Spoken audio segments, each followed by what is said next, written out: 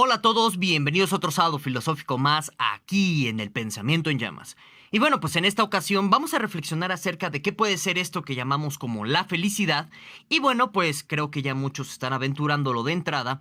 El tema de qué es la felicidad en filosofía, pues es un tema bastante amplio, con muchas perspectivas, muchos modos de abordar el problema, ya sea de manera interdisciplinar, incluso de manera neurobiológica, etcétera. Y entonces, para que no nos desbordemos ni nos perdamos en el gran y vasto campo del pensamiento especulativo, lo que yo les sugiero es que nos atendamos a cuatro interpretaciones o a cuatro modos particulares de entender la felicidad, al menos en este sábado filosófico, para que, bueno, pues a partir de estas cuatro perspectivas de qué puede ser la felicidad, ustedes puedan elaborar alguna especie de criterio, alguna especie de opinión respecto a, bueno, pues qué sería la felicidad para ustedes, ¿de acuerdo? Y bueno, en concreto, estas cuatro perspectivas a las que me estoy refiriendo que vamos a analizar, sería en primer término la perspectiva de Aristóteles, que bueno, en muchos sentidos la perspectiva aristotélica es muy importante porque digamos que va a servir de molde o va a servir de base para que muchas posteriores análisis y lecturas de qué puede hacer esto de la felicidad tengan un sentido ascético muy particular. Ya lo iremos revisando a lo largo de este sábado filosófico. Después vamos a revisar la cuestión de la felicidad para los estoicos, sobre todo para los estoicos tardíos, es decir, me estoy refiriendo a los estoicos del periodo helenístico de la historia de la filosofía, porque bueno, pues su perspectiva también respecto a qué puede hacer la felicidad, pues es fundamental dentro del pensamiento occidental, ya que la perspectiva estoica respecto a la felicidad, pues lo que nos va a orillar o a lo que nos va a fomentar es a dar cierto tipo de base filosófica a esto que denominamos como pensamiento judio-cristiano, y en este sentido, ya lo iremos viendo en su debido momento, pues mucha de la moralidad o del mensaje incluso de Jesús, pues bebe directamente de las fuentes estoicas del periodo helenístico, y es en este sentido que pues revisar la perspectiva de la felicidad de los estoicos puede echar luz o puede vislumbrar mucho de la cuestión de qué es la felicidad desde un punto de vista religioso, y en este sentido pues tenemos otra perspectiva bastante importante a considerar a la hora en que pues cada uno de nosotros se decida por dar su propio concepto o su propia definición de qué puede ser la felicidad, ¿de acuerdo? Después vamos a revisar una postura sobre qué es la felicidad bastante polémica, en algún sentido está prohibida, está vetada aquí por YouTube, no le gusta a YouTube en este sentido que hablemos directamente del Marqués de Sade. Entonces lo que vamos a hacer para revisar esta tercera concepción, que bueno, pues en concreto es la concepción del Marqués de Sade acerca de qué es la felicidad, la vamos a revisar de una manera muy esquemática, con muchas pincitas, cuidando mucho el lenguaje, porque pues se puede enojar el algoritmo, no nada más el algoritmo, se pueden enojar otro tipo de personas que, bueno, desde la época del Marqués de Sade, pues están en contra de sus escritos. Ya lo iremos abordando a lo largo de este sábado filosófico. Y ya por último, pues vamos a revisar la perspectiva o la no perspectiva, ya ahorita vamos a entrar un poco a debate respecto a ello, de pues de Cioran. Porque, bueno, pues la perspectiva cioranista es muy importante, ya que en muchas de las filosofías del siglo XX y también, pues, un poquito más actuales o vigentes, en el sentido de recientes, pues, ya encontramos en sentido estricto una negación de la felicidad como fin último. En este sentido es una negación directa de la definición aristotélica que ahorita vamos a checar. Y en este sentido, pues, negando la felicidad, pues se encuentra, por así decirlo, la vida humana como en un paraje desértico en donde pues no sabemos exactamente hacia dónde dirigir nuestros pasos. Hay consecuencias éticas considerables, incluso hasta políticas. Ahorita vamos a reflexionar un poquito en ello. Entonces, todo este tipo de elementos pueden proporcionar un cuarto criterio o al menos un anticriterio respecto a la definición de la felicidad, que creo que le puede ser muy útil a todo aquel que pues esté intentando o queriendo dar una definición de qué es la felicidad, ¿de acuerdo? Y bueno, pues ya para cerrar esta breve introducción del presente sábado filosófico, brevemente te recuerdo que en el fotograma de este sábado filosófico, pues te puedes encontrar una serie de libros que yo te recomiendo a modo de recomendación bibliográfica para que, si así lo deseas o si así estás interesado, te puedas inmiscuir más en los temas que vamos a tratar en este sábado filosófico. Entonces ahí está la bibliografía. Y ya, dicho eso, pues vamos a iniciar. Bueno, primero que nada, El tema de la felicidad, vamos a redondear un poco la importancia de este asunto, porque si no, también nos terminamos por perder un poco en la reflexión, ya que el tema de la felicidad puede tener incluso un interés epistemológico acerca de si podemos conocer qué es la felicidad en un sentido objetivo, ya que pues parece que en el término felicidad hay mucha subjetividad implícita o involucrada. Por eso es importante que, para que no nos desviemos demasiado hacia otras áreas de la filosofía, demarquemos un tanto la importancia de la felicidad. Eso nos va a dar el campo de estudio a partir del cual pues la reflexión no se va a desbocar como un caballo salvaje, ¿no? Bueno, entonces, la importancia de la felicidad es un tema, o bueno, versa primero que nada con el tema de el buen vivir, ¿no? O sea, parece que una pregunta constante que está en la filosofía occidental de una manera muy marcada es el gran problema ético de cómo debe ser una vida buena, en el sentido de una vida que proporcione algún tipo de bienestar, que proporcione algún tipo de seguridad social, y en este sentido una vida que esté conectada respecto a su sociedad por el mismo tema de la seguridad social. O sea, parece en este sentido que una vida profundamente egoísta está peleada o está en contra de las reglas sociales dictadas, y en este sentido quizás una vida egoísta no sea feliz. Eso nada más como planteamiento del problema. Claro que ahorita vamos a ver que esto se puede problematizar. En fin, entonces, el campo o el de abordaje o de estudio, pues en este sentido es ético.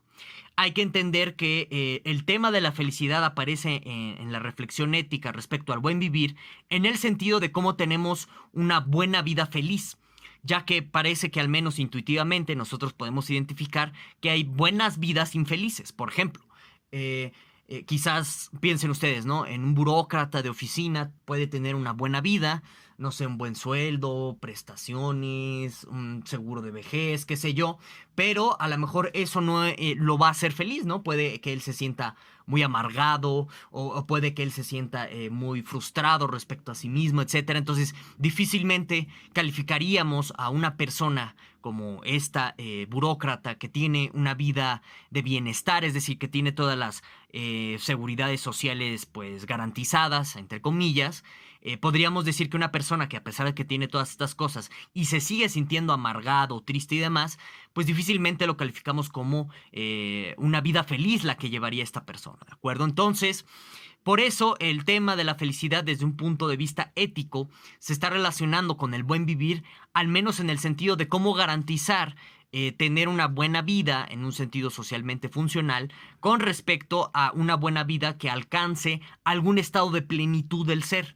Entonces, vean, aquí ya nos metemos a una cuestión particular respecto a la definición misma de la felicidad, ¿no? O sea, la plenitud del ser, que ahorita vamos a ir desmenuzándola un poquito con más detalles, a lujo de detalle, pues tiene muchas implicaciones respecto a cómo entender nuestra esencia como seres humanos, en virtud de que, por ejemplo, si tú dices que la esencia del ser humano es una esencia racional, por ejemplo, pues la felicidad sería aquel estado que potencialice ese estado esencial del ser humano, a tal grado que lo que obtengas como resultado, pues es este estado de plenitud, de máximo desenvolvimiento de las capacidades humanas, y pues en ipso facto tendrías la felicidad, ¿de acuerdo? Bueno, entonces, todas estas consideraciones son importantes para, como les decía, la delimitación del tema.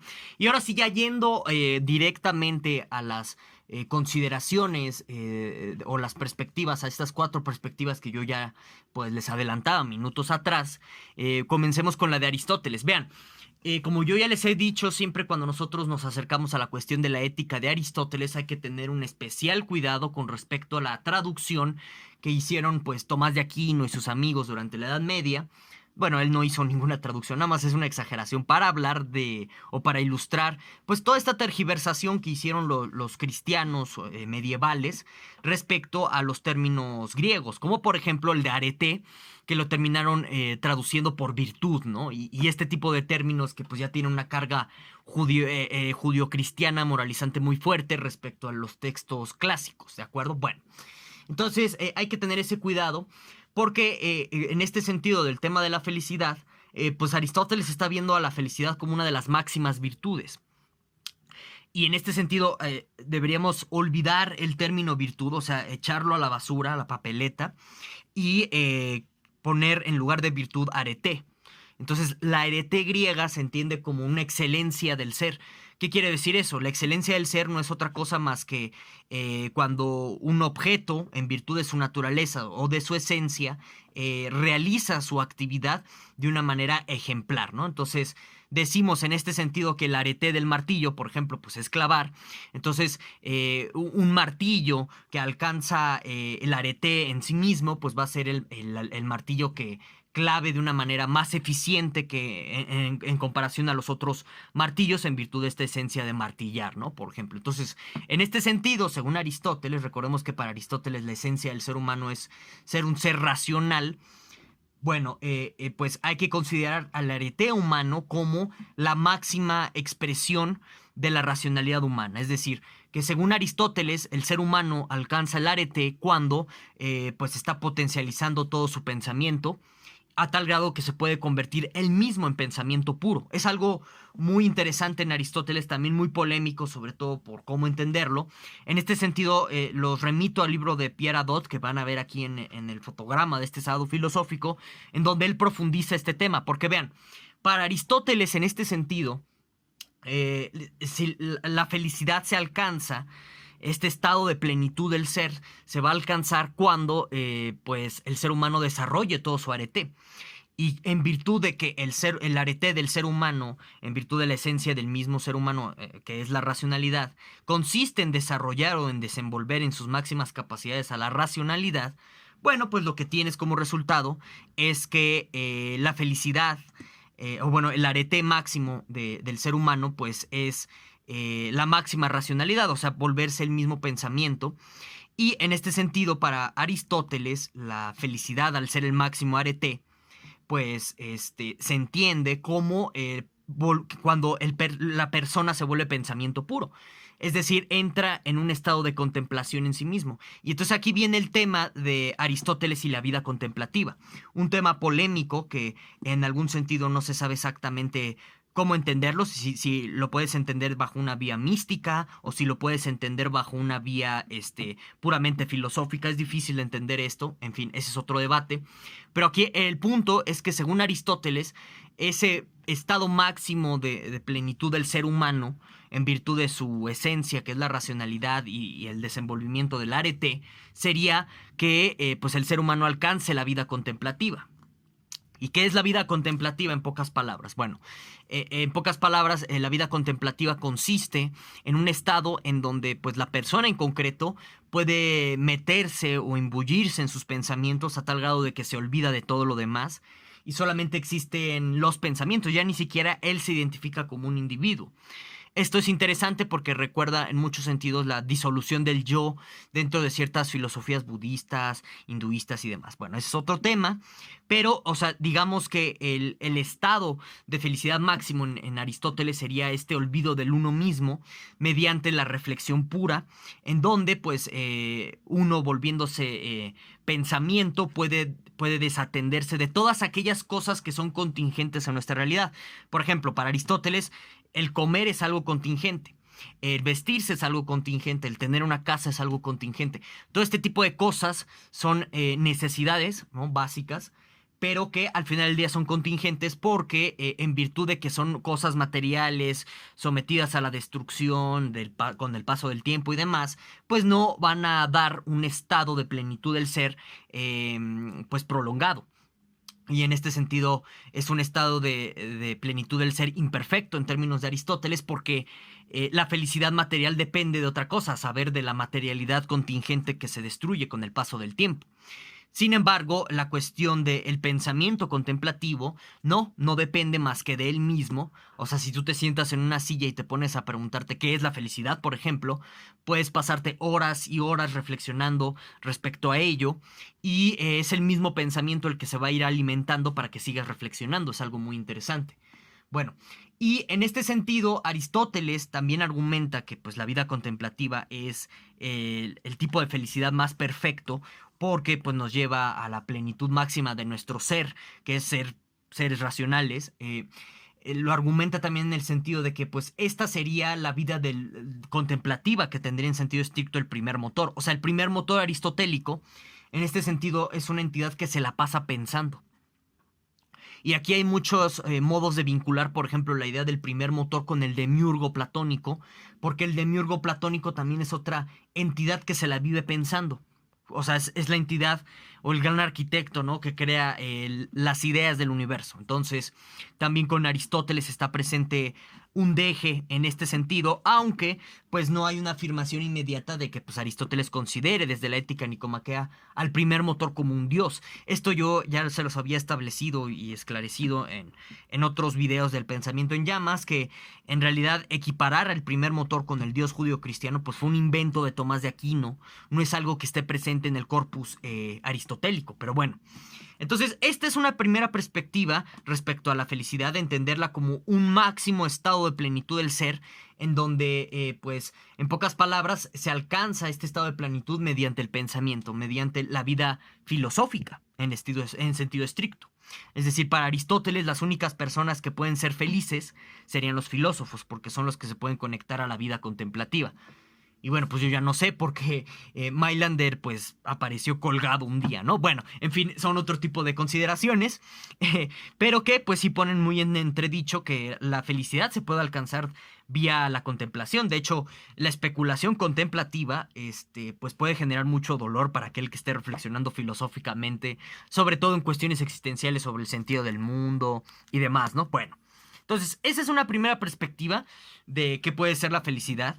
Ahora, una segunda perspectiva que vamos a revisar sería la estoica, en concreto, que como yo ya les comentaba, la perspectiva estoica, bueno, pues es una perspectiva que influencia o que influyó en muchos sentidos a gran parte de las filosofías occidentales que podríamos denominar de pronto como filosofías de la renuncia.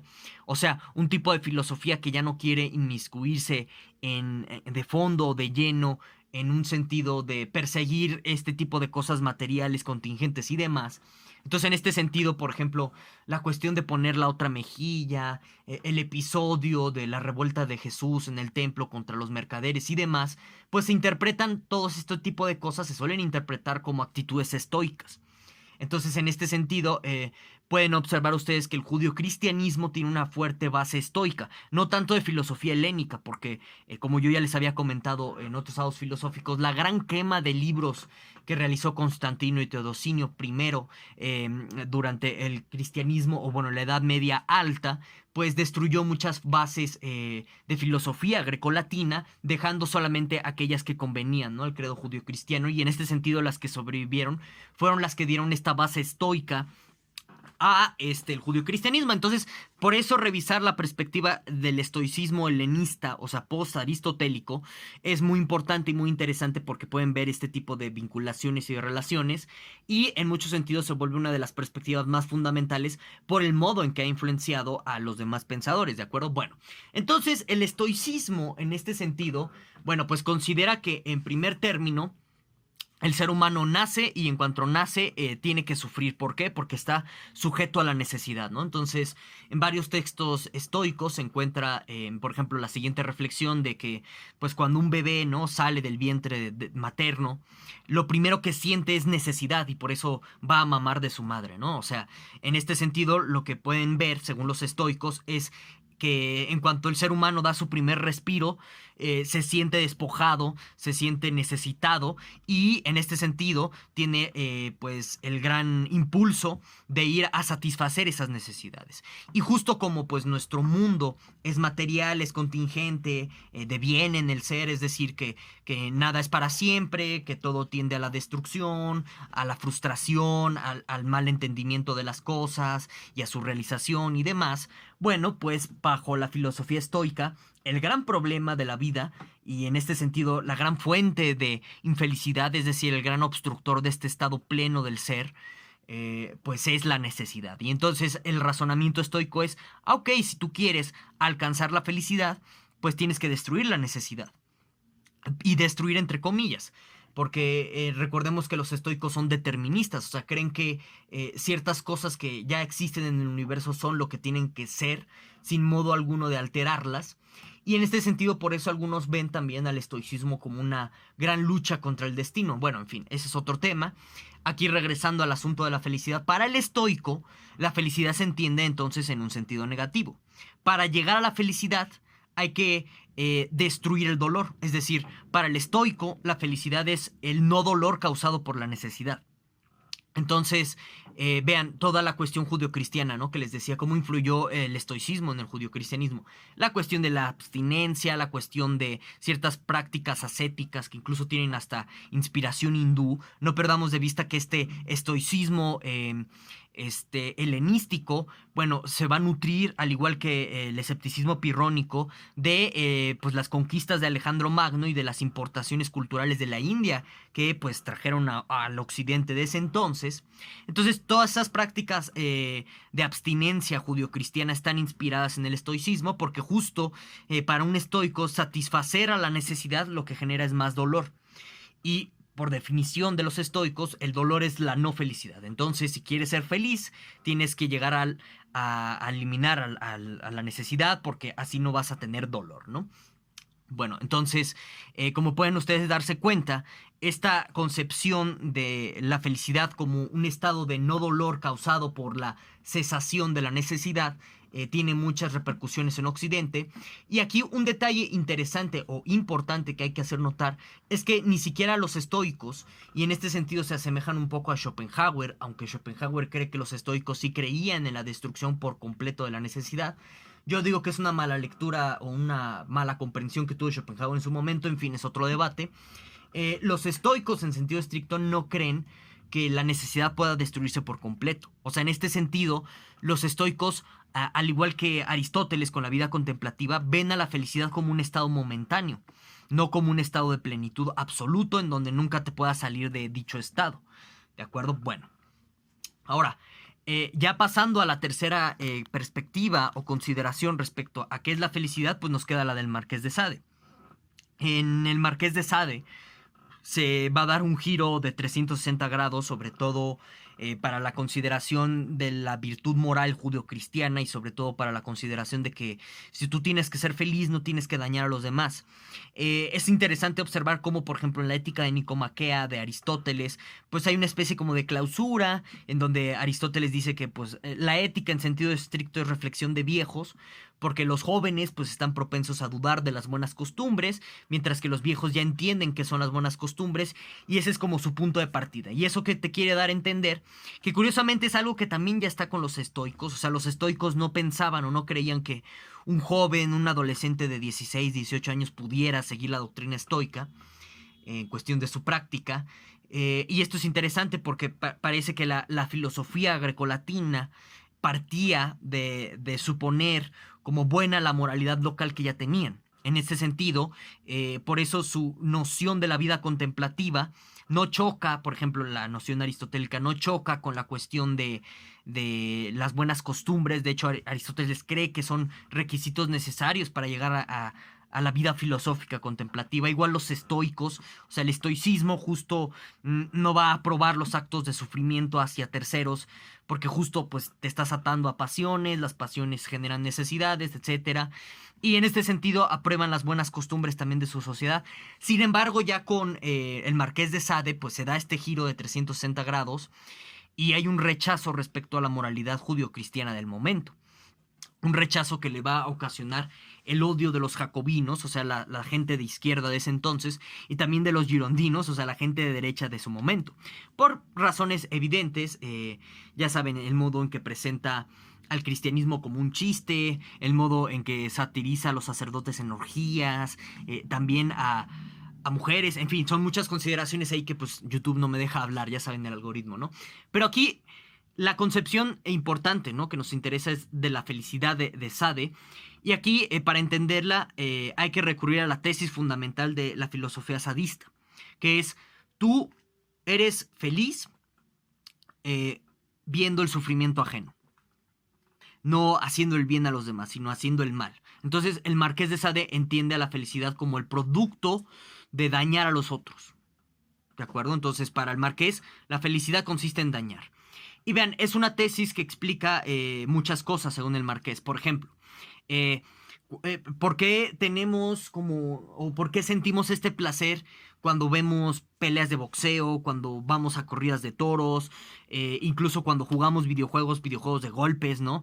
Incluso cuando vemos series de acción, qué sé yo, Matrix, películas de este estilo que consisten en dar muchos golpes y demás. La respuesta aquí que va a dar el Marqués es porque te encanta ver sufrir a los demás. Te gusta el sufrimiento ajeno. Incluso la comedia, el chiste, la sátira y demás son modos de hacer sufrir a los otros. Y si eso te causa gracia y en este sentido algún tipo de placer es porque te encanta hacer sufrir a los demás. Entonces, esa es la tesis sadista, que la felicidad se alcanza mediante el sufrimiento de los otros. Una tesis muy fuerte, una tesis muy controvertida porque te rompe toda la moralidad. Y vean, en este sentido el Marqués de Sade es un precursor de Nietzsche, es el primero en invitar algún tipo de trasvaloración de los valores, en el sentido de invertir la escala de valores judio-cristianos en donde lo bueno ahora se va a considerar malo y lo malo se va a considerar como algo bueno. Entonces, en este sentido, por ejemplo, para el Marqués de Sade, el pecado, lo que la iglesia judio-cristiana suele llamar como pecado, y en este sentido tenemos los famosos 7 pecados capitales, la gula, la lujuria y demás, pues en realidad son fuentes inmediatas de la felicidad y son valores buenos para el Marqués de Sade.